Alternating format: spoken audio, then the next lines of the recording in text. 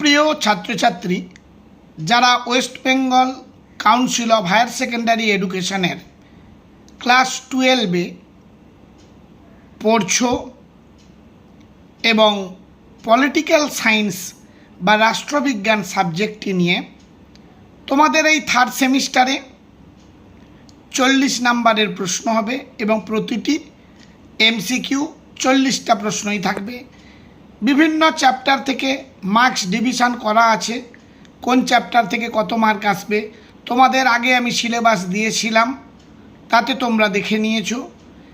এবারে আজকে যে চ্যাপ্টার আলোচনা করব তার প্রশ্নগুলো দেখে নাও। বাছাই করা গুরুত্বপূর্ণ প্রশ্নগুলো তোমাদের জন্য খুবই ইম্পর্ট্যান্ট, এখান থেকে আসবেই আসবে, এইটুকু তোমাদের নিশ্চয়তা দিলাম।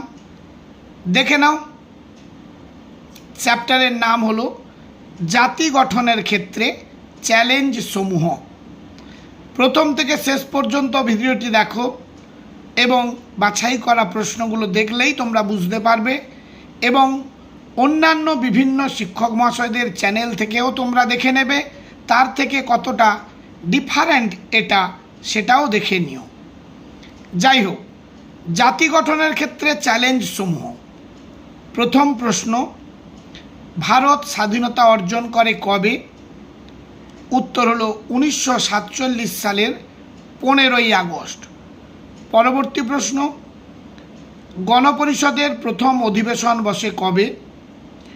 1946 সালের 9 ডিসেম্বর। আজকের এই চ্যাপ্টারের আমরা ফার্স্ট পার্ট আলোচনা করব, তারপর পরবর্তী ভিডিওতে আমি এই চ্যাপ্টারের সেকেন্ড পার্ট দেব। তোমাদের যে বিভিন্ন ধরনের টাইপগুলো থাকে, স্তম্ভ মেলাও, অ্যাজারশন, রিজনিং, তারপর তোমাদের রয়েছে ডায়াগ্রাম বা চার্ট, তারপর MCQ, fill in the blanks, বিভিন্ন টাইপ আমি প্রতি চ্যাপ্টার থেকে সব রকম টাইপের প্রশ্ন দিয়ে থাকি। তা আজকে অনলি এমসিকিউ জেনারেলভাবে দিলাম, পরবর্তী ভিডিওতে এই চ্যাপ্টারের সেকেন্ড পার্ট আমি দেব, বাকি যে টাইপগুলো রয়েছে। গণপরিষদের প্রথম অধিবেশন বসে কবে? 1946 সালের 9 ডিসেম্বর। গণপরিষদের মোট সদস্য সংখ্যা কত ছিল? 389। ভারতীয় সংবিধান গণপরিষদে গৃহীত হয় কবে? 1949 সালের 26 নভেম্বর। ভারতীয় সংবিধান কার্যকরী হয় কবে? 1950 সালের 26 জানুয়ারি। এই 26 জানুয়ারি দিনটাকে প্রতি বছর আমরা অর্থাৎ ভারতবাসী প্রজাতন্ত্র বা গণতন্ত্র দিবস হিসেবে পালন করে থাকি। গণপরিষদের সভাপতি কে ছিলেন? ডক্টর রাজেন্দ্র প্রসাদ। গণপরিষদের খসড়া কমিটির সভাপতি কে ছিলেন? বি.আর. আম্বেদকর। ফুল ফর্ম হলো বা ফুল নাম হলো ভীমরাও রামজি আম্বেদকর, যাকে আমরা সংবিধানের জনক হিসেবেও জানি, বা তিনি অস্পৃশ্য আন্দোলনেরও একজন কর্ণধার ছিলেন। পরবর্তী প্রশ্ন, সংবিধানের প্রস্তাবনায় সমাজতান্ত্রিক ও ধর্মনিরপেক্ষ শব্দ দুটিকে অন্তর্ভুক্ত করা হয় কবে? উত্তর হলো 1976 সালে। ভারতের প্রথম প্রধানমন্ত্রী কে ছিলেন? পণ্ডিত জওহরলাল নেহরু। ভারতের স্বাধীনতা পর্বে মূল সমস্যাটি কী ছিল? উত্তর হলো দেশ ভাগের সমস্যা। ভারত স্বাধীনতার পর ভারতের জন্য কী ধরনের শাসন বেছে নেওয়া হয়? উত্তর হলো গণতান্ত্রিক শাসন, অর্থাৎ জনগণের নির্বাচনের মাধ্যমে আমাদের দেশের সরকার গঠিত হবে, সেটি হলো গণতান্ত্রিক শাসন। স্বাধীন ভারতের সামনে অন্যতম প্রধান চ্যালেঞ্জ কী ছিল? উত্তর হলো অর্থনৈতিক উন্নয়ন ও দারিদ্র্য দূরীকরণ।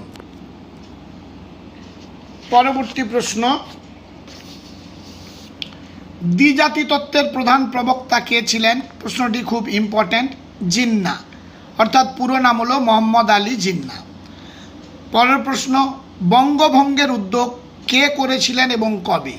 1905 খ্রিস্টাব্দে লর্ড কার্জন। কে সীমান্ত গান্ধী নামে পরিচিত? খান আব্দুল গফ্ফর খান। ভারতের স্বাধীনতা লাভের সময় কোন দুটি রাজ্যকে প্রধানত ধর্মের ভিত্তিতে ভাগ করা হয়? পাঞ্জাব ও বাংলাকে। অখণ্ড ভারতকে দ্বিখণ্ডিত করতে চেয়েছিলেন কারা? উত্তর হলো মুসলিম লীগ। গান্ধীজিকে কে হত্যা করেছিল? নাথুরাম গডসে। ভারত কিছু কিছু বানান অবশ্য ভুল রয়েছে, ছাত্রছাত্রীরা লিখেছে। আমার আলাদা করে লেখার মতো সময় নেই, কারণ অনেক সাবজেক্ট রয়েছে, কত সাবজেক্টের কত প্রশ্ন উত্তর আমি বা লিখব। তাই ছাত্রছাত্রীদের কোচিং ক্লাসে যেগুলো লেখানো হয় তাদের মোটামুটি যাদের একটু খাতাটা পরিষ্কার পরিচ্ছন্ন সেটি নিয়ে আমি ভিডিও করে থাকি, তোমরা একটু মানিয়ে নিও। ভারত স্বাধীন হওয়ার আগে কতগুলি রাজ্য ছিল? 565। হায়দ্রাবাদের শাসককে কি বলা হতো? নিজাম। হায়দ্রাবাদ ভারতভুক্তি কবে ঘটে? 1948 খ্রিস্টাব্দের সেপ্টেম্বর মাসে। হায়দ্রাবাদের আধা সামরিক বাহিনীর নাম কি ছিল? রাজাকার বাহিনী বা রাজাকার। পরবর্তী প্রশ্ন, সর্বজনীন ভোটাধিকারের ভিত্তিতে ভারত রাষ্ট্রে যোগ দিয়েছিল কোন রাজ্য? উত্তর হলো মণিপুর। ভারতের কোন রাজ্যের স্বতন্ত্র সংবিধান ছিল? জম্মু ও কাশ্মীর। ভারতের স্বাধীনতা প্রাক্কালে কাশ্মীরের প্রধান শাসক কে ছিলেন? মহারাজা হরি সিং। ইম্পর্ট্যান্ট প্রশ্ন। জম্মু ও কাশ্মীর রাজ্যটি অন্যান্য রাজ্যের মতো পূর্ণ রাজ্যের মর্যাদা পায় কবে? 1956 সালে। রাজ্য পুনর্গঠন আইন প্রণীত হয় কত সালে? 1960 সালে। রাজ্য পুনর্গঠন কমিশন গঠিত হয় কবে? ইম্পর্ট্যান্ট প্রশ্ন এটি, 28 দাগে, 1953। পৃথক অন্ধ্রপ্রদেশের দাবিতে আমরণ অনশন করে 1952 সালে কে মৃত্যুমুখে পতিত হন? পট্টি শ্রী রামালু। বর্তমান ভারতে কয়টি রাজ্য ও কেন্দ্রশাসিত অঞ্চল আছে? 28টি রাজ্য এবং 8টি কেন্দ্রশাসিত অঞ্চল। গুজরাটি, মারাঠি ও তেলেগু এই তিনটি ভাষাভাষী জনগোষ্ঠীকে নিয়ে কোন রাজ্য গঠন করা হয়েছিল? উত্তর হলো বৃহত্তর মুম্বাই। মেঘালয় রাজ্যটিকে আসাম থেকে পৃথক করা হয় কবে?